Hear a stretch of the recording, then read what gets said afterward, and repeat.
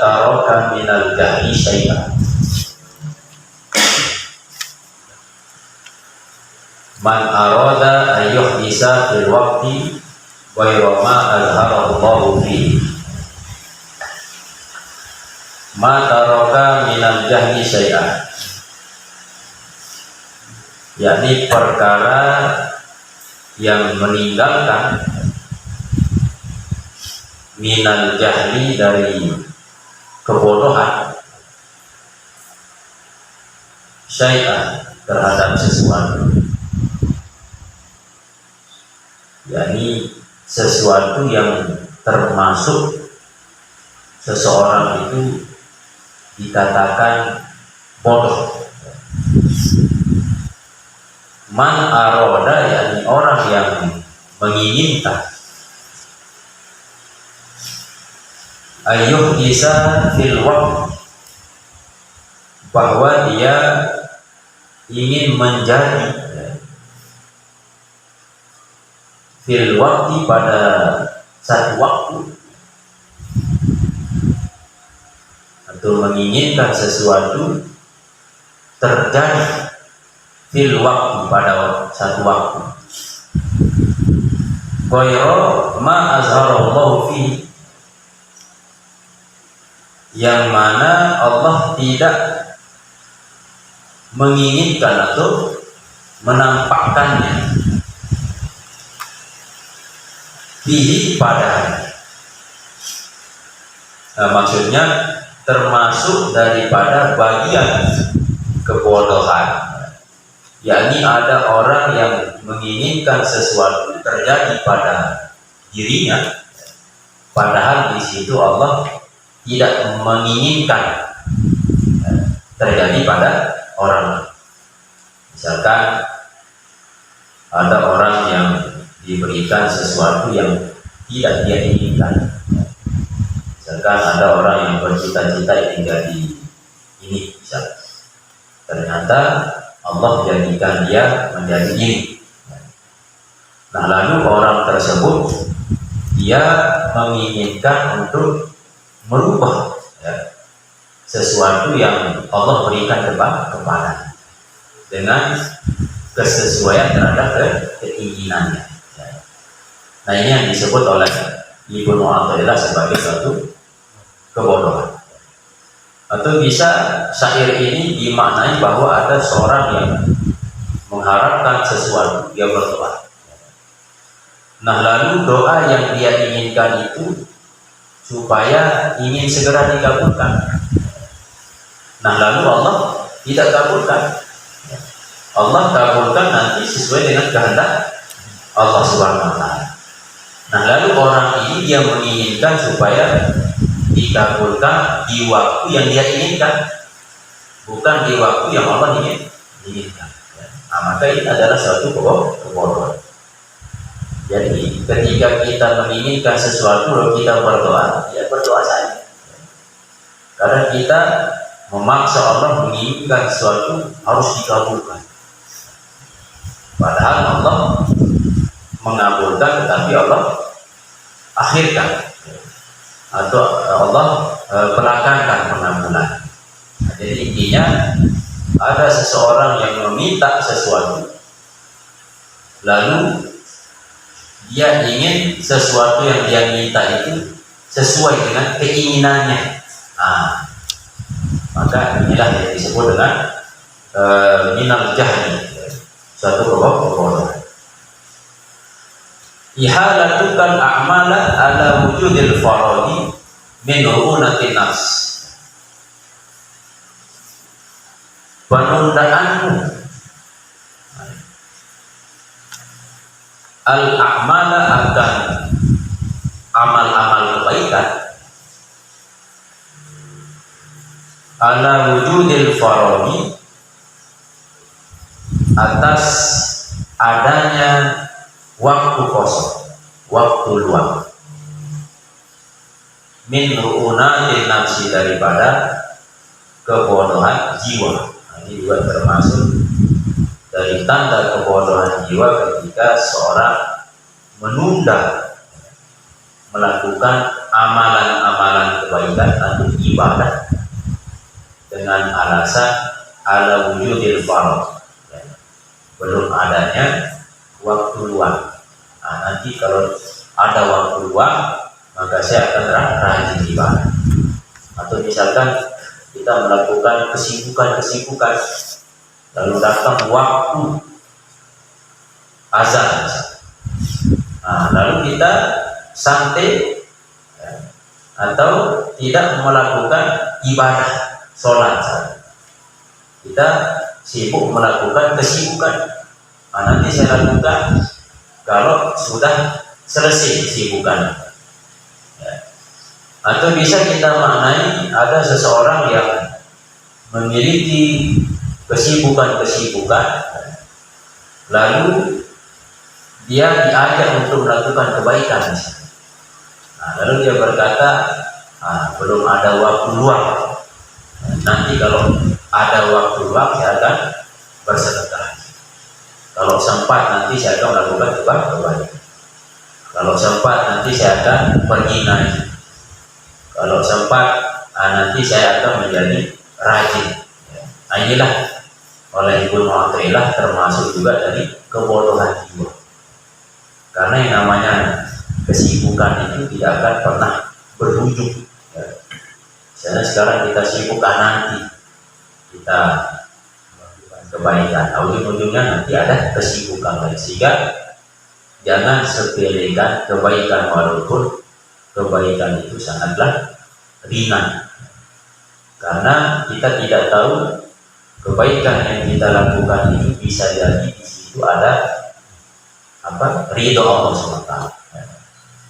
Nah, sehingga kisah yang sering kita dengar dalam kitab Nasaihul Ibad, ya, atau kitab-kitab yang lain yang dikisahkan di situ tentang Imam Al-Ghazali, di mana seorang muridnya bermimpi berjumpa dengan Imam Al-Ghazali, lalu dia bertanya, wahai Tuan Syekh, apa yang Allah berikan kepadamu?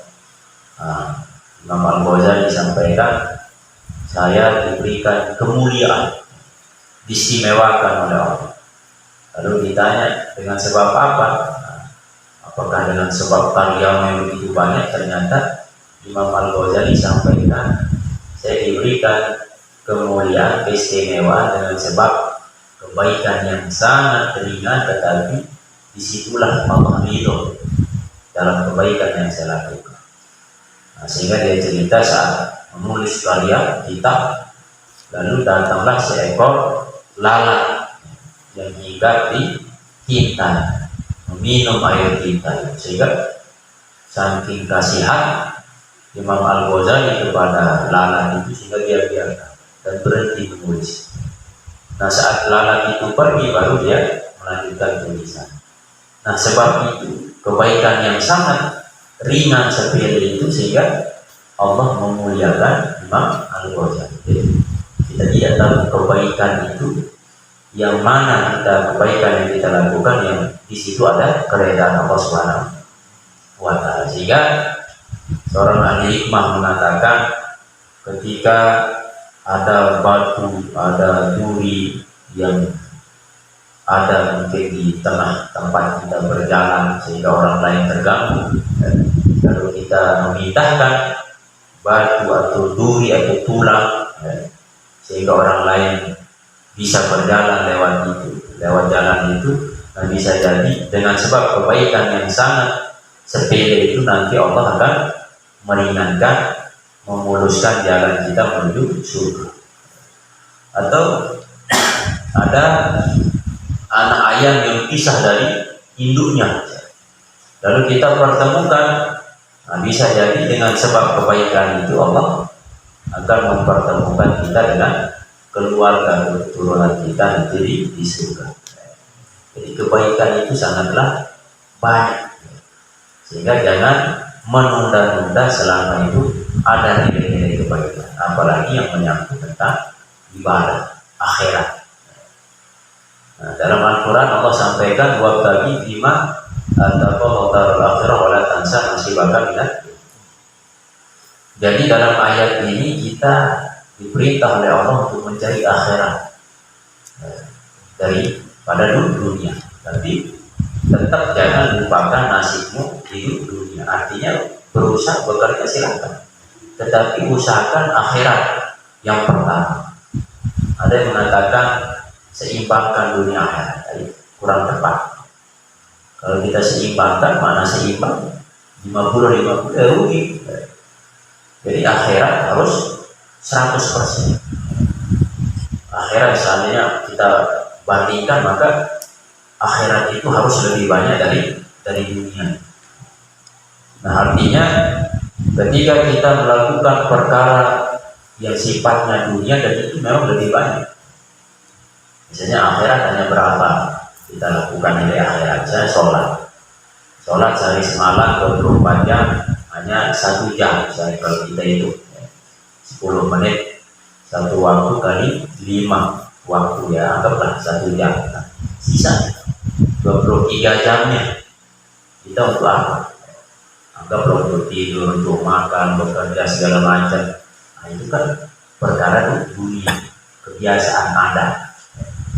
Nah, sehingga agama menuntut kita ibadah singkat waktu istirahat yang lama supaya manusia itu tidak jenuh. Seandainya dibalik 23 jam ibadah sejam istirahat, ya mati. Tentu manusia akan jenuh. Ini yang ibadahnya yang singkat saja sudah luar biasa jenuhnya, apalagi dibalik. Nah, adat itu istirahat ini, ya, itu yang lebih banyak. Tetapi agama menuntut kita niatkan atau manfaatkan perkara adat atau urusan dunia itu supaya bisa bernilai akhirat. Ya, bagaimana caranya? Ya, tentu niatkan ibadah. Misalnya kita tidur 6 jam, ya niatkan tidur supaya ada tenaga kita untuk ibadah. Atau kita tidur awali dengan doa. Nah, kita bekerja, kita niat cari rezeki karena Allah, untuk ilmu karena Allah, semua karena Allah, maka urusan dunia itu bisa masuk ke akhirat. Nah, sebaliknya rugilah orang yang ketika ibadahnya singkat, dia lakukan ibadah, tapi ibadah ini dia masuk di situ urusan dunia, ya, maka tidak ada artinya. Nah, ini sudah lakukan ibadah, tetapi urusan dunia masuk, malah tidak tercatat, tidak bernilai ibadah. Inilah kerugian. Maka penundaan engkau terhadap amal-amal kebaikan supaya nanti dilakukan saat masa yang luang, masa kosong, itu adalah bagian daripada kebodohan jiwa. Maka dari ihalatul amal menurut Ibnu Athaillah. Dan tentu sebab kebodohan jiwa, ya, karena kita terlalu cinta kepada dunia, terlalu mencintai dunia. Dan cinta terhadap dunia, tentu kalau kita gunakan akal yang sehat, kita tahu bahwa dunia ini akan kita tinggalkan. Lalu kita cinta kepada dunia, cinta kepada sesuatu yang akan kita tinggalkan, maka tentu kita rugi, ya. Tapi kalau kita cinta kepada zat yang tidak akan pernah meninggalkan kita atau kita tinggalkan, yakni Allah, tentu kita akan selamat. Nah, lagi-lagi semuanya itu tergantung dari masing-masing kita. Nah, apalagi sekarang ketika ada seorang perempuan yang dikenal dengan sosok yang berhijab, tapi ternyata melakukan sebuah pelanggaran, maka sebagian orang yang disalahkan itu adalah hijab. Padahal hijab itu tidak ada masalah. Yang masalah itu adalah masing-masing orangnya. Nah, satu lagi, la tatruk minhu ayyukhrijaka min halatin yasta'milaka fi ma siwa walau aradaka lasta'malaka min ikhrajin. La tatlub, janganlah kau meminta minhu, dari Allah SWT, ayyukhrijaka, supaya dia, yakni Allah, mengeluarkan min halatin, dari satu keadaan, liyasta'milaka, supaya dia memintahkan bima siwa, pada perkara selainnya. Maksudnya jangan sekali-kali kau minta kepada Allah supaya engkau dipindah dari satu kondisi ke kondisi yang lain. Walau arodaka, maka jika dia berkehendak kepada, maksudnya Allah berkehendak kepada, lasa'malaka, niscaya Allah memindahkanmu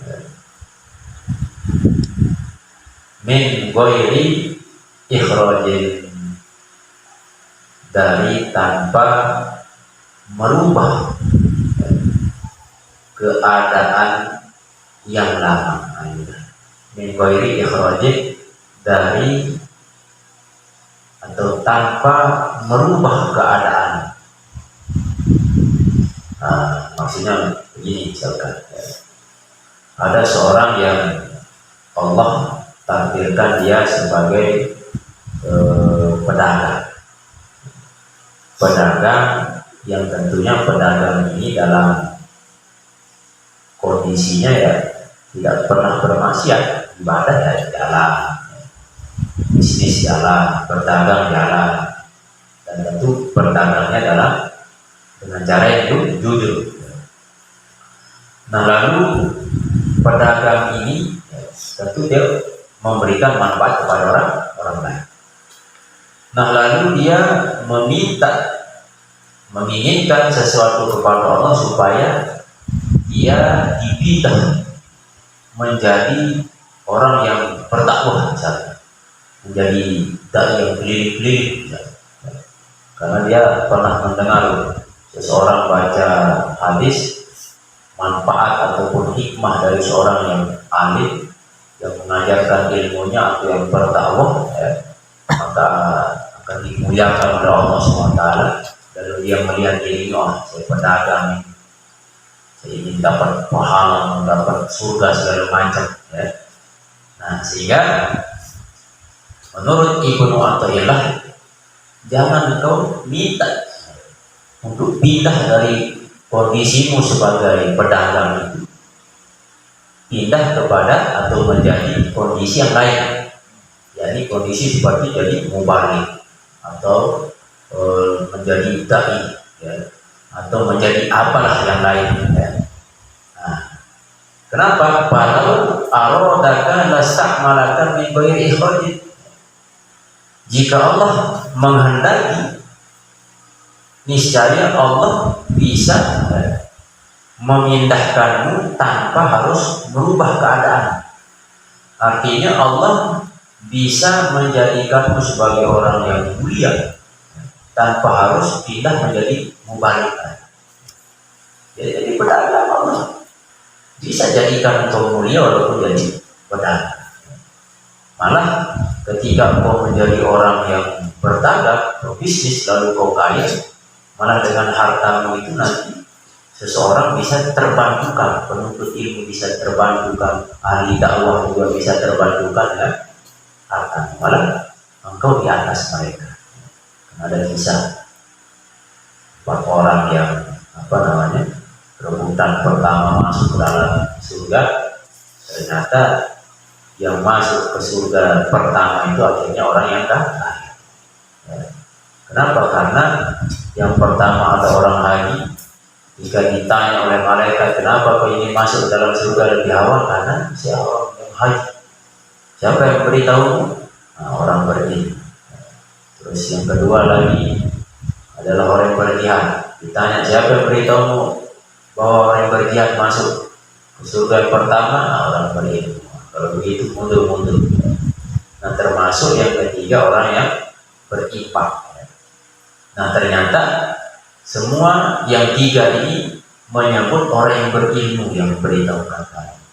Sehingga orang yang berilmu mau dimasukkan ke dalam surga lebih awal, tapi dia tidak mau. Karena apa? Dia bisa berilmu, bisa berdakwah itu karena bantuan dari orang yang sering berinfak, orang kaya. Sehingga orang kaya yang pertama masuk ke dalam surga. Inilah cerita-cerita bahwa betapa pentingnya juga ada orang yang kaya. Nah, sehingga tanpa kita harus pindah dari pekerjaan kita ke pekerjaan yang lain, ya, kemuliaan Allah itu tersebar dari setiap bentuk-bentuk pekerjaan, dan kita terima apa yang Allah jadikan kita sekarang. Misalnya sekarang kita jadi santri. Nah, saya jadi santri ternyata kurang enak kayaknya.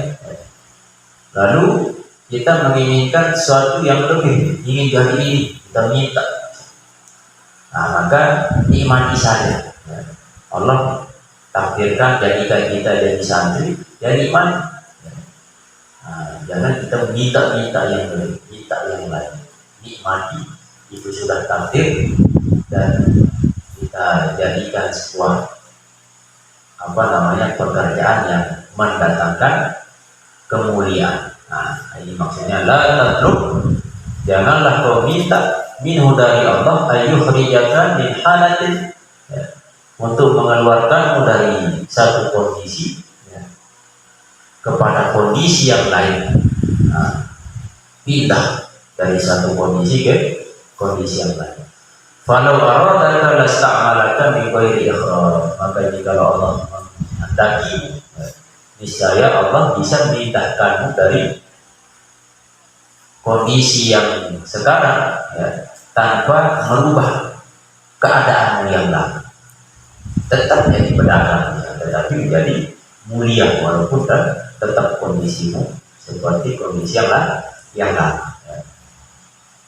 Inilah pesan-pesan dari Ibnu Athaillah sebagai bentuk nasihat, ya, supaya kita tidak terlalu banyak meminta-minta. Nah, ini bisa dijalankan. Ma'arodat himmatu salikin antakifa indama kusifalaha illa wanadathu hawadithul haqiqah illa wanawallahu bisawab wa ilahil marjuan.